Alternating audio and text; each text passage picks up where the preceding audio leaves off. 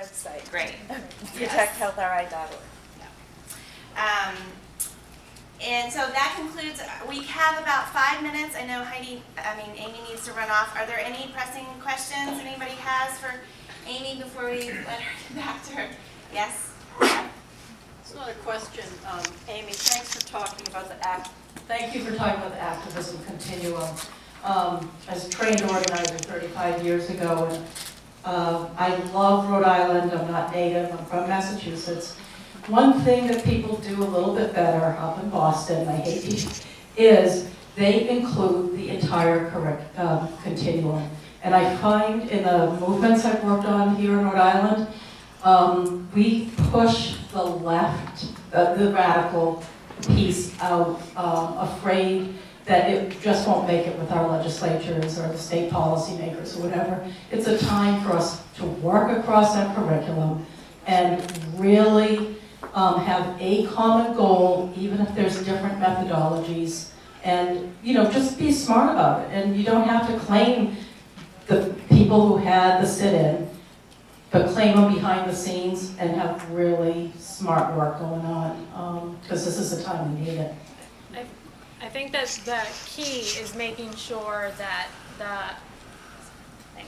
I think the key is making sure that exactly what you said, that behind the scenes it's connected. So, on the national level, we've been having a lot of conversations with, as you said, like the far left, because we want to make sure that the messages that they're pushing do feed into the overall message. The same thing with the more moderates, right? So we wanted to make sure that the insurers who were talking were actually bringing up points.